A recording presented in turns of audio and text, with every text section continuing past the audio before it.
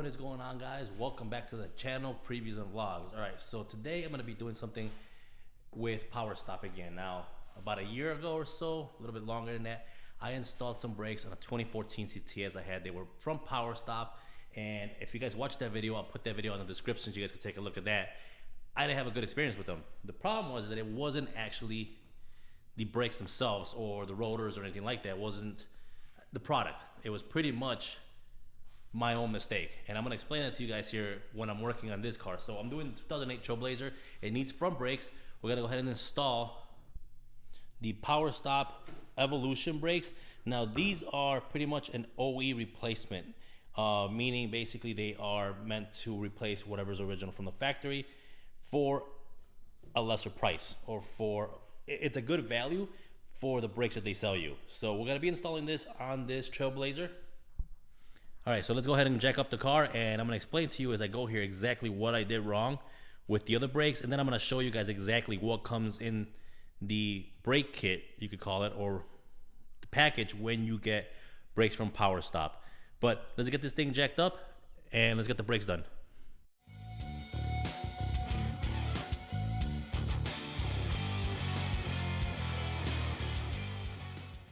All right, so now that we got the tires off the car, always make sure to use jack stands as a safety precaution, always, as well as wheel chocks on the back right here.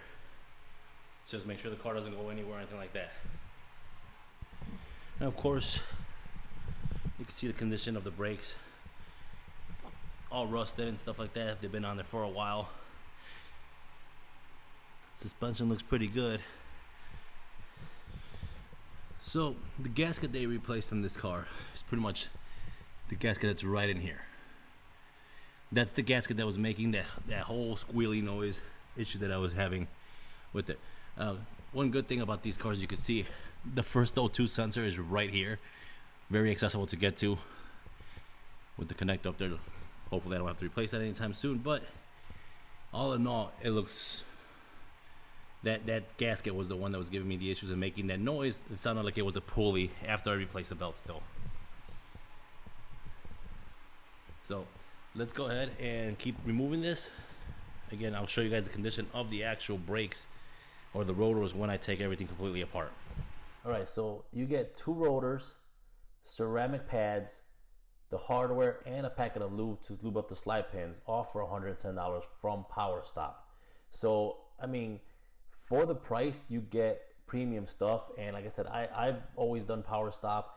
That last video I did, completely incorrect. It was all my fault. I'm actually going to show you guys right here on the hub. I already have the hub exposed here, exactly what the problem was with the last video. So here, let me show you this. Of course, completely cleaned off. Now, I've done brakes in the past and always clean that off. The problem with the 2014 CTS, and again, I'll put the link of that video so you guys can see that I had, was there was so much corrosion and rust built up. I mean, there was chunks of it built up on it, and I didn't notice it. I cleaned them as best as possible, and I mean, pretty much I used some wire brushes or wire discs. Same thing with, you know, put it on a drill and everything else I could. But I cleaned them up as best as possible that I thought was the cleanest they could get until I was getting those vibrations. When I installed the factory setup back on the car, I noticed that I was still getting vibrations. I was hitting the brake pedal and this thing was still shaking like crazy. And I'm like, what is going on? There's no way that 2 sets of Powerstops that I've put on almost every car since I've been driving, I've been doing brakes, can be bad, and the factory ones as well. I'm like, there's no way. So I took everything apart again for like the 4th time already, and then looked very closely at the hub, and then noticed there was chunks and spots here and there that were causing the issue. I had to take a small pick and a hammer and pretty much beat them off of there. Pretty much there was chunks flying everywhere, this stuff, cleaning them and beating it out of there until everything was completely smooth. It took at least a good hour and a half or so to get everything out without having it and without damaging the hub on there. Finally got them both sides clean, put the factory ones back on there, and everything drove fine after that. So again, it wasn't actually the Powerstop brakes that were causing the issue. it was the fact that I didn't properly clean everything and didn't look at everything in the hub and everything. And that was my biggest issue. It has nothing to do with Powerstop. Again, even in that video, I said Powerstop makes a great product. And I even said, oh, maybe not for this 2014 CTS. It may have to go back to the Brembos. You know what?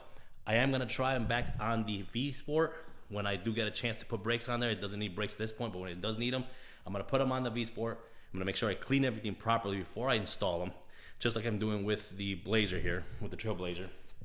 And that is the reason why the whole issue with Powerstop, again, has nothing to do with Powerstop brakes. I retract that statement. The video's still up. I'm gonna actually put a link to this video on that video so people could go see why and what happened, and just to make sure you always clean those hubs. And again, I've been doing brakes for so long, I just did not notice that it was that caked on there that I actually had to take a small chisel and beat everything out of there. But at the end, everything worked out. I spent more money on the factory setup than I would have on the, about $300 more on the factory setup than I wanted to spend, but oh well. All right, so let's continue with this. Now, it's all clean. There's nothing caked on it. So I will be installing, I would come back when everything is back installed. I'm gonna take off the other side, make sure everything's good on that side as well, and then install the new ones. Actually, this is coming up pretty smoothly here. And just so you guys see here, that's how much actually brake lining I have there. Pretty much not at all, nothing at all. Here's a brand new pad. Old pad, new pad. So it definitely needs brakes. Definitely needed front brakes. I know the rear ones for sure are brand new. I already checked those out. But yeah, this definitely needs brakes here. So I'm gonna go ahead and finish taking the other side off and installing them, and I'll be back in a second. Wait, before I finish this brake job, since you guys see, that's how the rotor looks. That's not actually good at all there. All that heat and everything else. You got a rust ridge up here that's pretty big. And not to talk about, say about the back, look at that. Look at all the scoring on there, all those. That's not good at all. Look at that big ass rust ridge. All the way around. So definitely, with looking at the pads and the rotors, this car did need a front brake job for sure. So I'm gonna go ahead and keep going. Just put the first rotor on there. Gotta clean up the bracket and then of course compress the piston and put the pads back on. All right, so brakes are all done. Rotors, pads, everything cleaned properly, lubed properly the way it should be. Make sure you lube, of course, the pins that are going in here, the slide pins that go in here. Make sure you lube the slide pins that go in here. Of course, I did put some anti-seize in the back of the rotor so we don't have any issues with rust in the next time if I want to change them out. Same thing on that side. Again, so basically, it's a simple brake job, of course. It is a 13 millimeter nut right in here to get, of course, release the caliper itself. To release the bracket, you're going to need an 18 millimeter, which is all the way in the back here, right there. You can see that one right there. You release the bracket. Usually that releases the brakes, of course, right away. I don't have any of the screws. Thank God they go in there, because the last time I had to deal with those are a pain. They get seized in there and they don't want to come out ever. So those actually I didn't have that issue there. It seems like somebody already did the brakes at some point in time. Everything came out smooth, supposedly. So again, this truck has been properly maintained, where everything I've done so far has come out smoothly and I haven't had any major issues with it. So now all I gotta do is put the tires back on, pump the brakes before we go anywhere, and go ahead and go drive this car. All right, so on the way to the destination when we're gonna do this, I'm trying not to hit the brakes at all this whole time, or come to a full stop, I should say. You can hit the brakes, just don't come to full stops where your pads are sitting on your rotors. So at this point, there is a empty lot by my house here, or I kind of do this where when I do buy these brakes, where I can get these brakes done with it up to 30 miles per hour and down from 30 miles per hour. Of course, from get to 30 and then brake and then slow down to about 5, give it about 5 seconds, and then accelerate to 30 again. And we're gonna do that 30 times so the brakes brake in properly. Now again, if it's the other ones, if it's the high performance ones, those are a totally different setup, totally different way to actually brake them in. All right, so we are here go ahead and go in here. And again, now you cannot come to a full stop, so pretty much show you guys exactly what I'm doing here. So we get up to 30 miles an hour and then hit the brakes. You gotta get down to 5 and then hit the brakes again.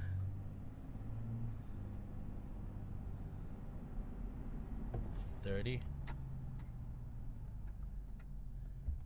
5, and you gotta wait a few seconds. So what I would pretty much do here is go in circles in this parking lot right here, and do that all the way till they're broken in. So we get up to 30 again, and hit the brakes. 5. And accelerate. So this heats them up and gets them. Again, you're gonna smell. You're probably gonna see smoke coming out. Again, try not to come to a complete stop if you don't have to. So I'll be back to finish this video once I'm finished doing this, because this is gonna take a while. All right, so this is the last turn on this one. It should be the 30th time. I actually literally lost count, but I've been going around this thing the whole time. So this should be the last one here. It should be at least properly broken in. Usually how I kind of figure where it's the last one, normally when they get really hot and you're breaking them in, you smell the burning of the resin that they have on them, on the brake pads and stuff, so you can smell it burning. After they're actually broken in, you don't smell it anymore. Kind of this plastically burning smell goes away. So usually that's how you tell they're kind of broken in, because you don't smell that resin anymore. So after that, I kind of go a few more times just for safe measures. But usually I try to start counting how many times I did it, but I always lose count. Haven't had any issues with the my mom's Camry yet. Like I said, it's been on there for 6 or 7 months already on the car.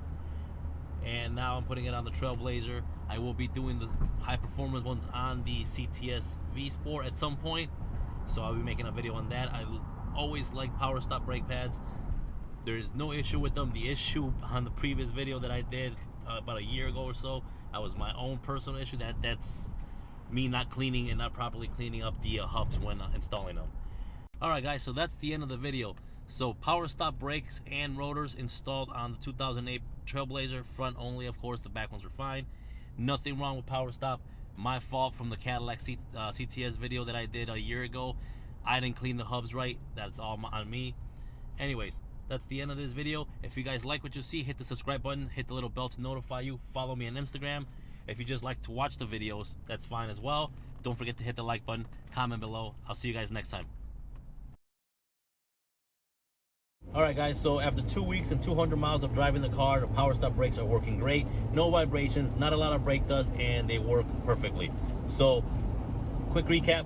I do recommend Powerstop brakes for an OE replacement. I will be putting them on the CTS V Sport, again properly cleaning the hub itself, not like the last time where I was having so many issues with them. So again, I do recommend them. The link for the brakes for the Trailblazer will be in the description below. Check them out, and they are an inexpensive brake for OE replacement. I'll see you guys next time.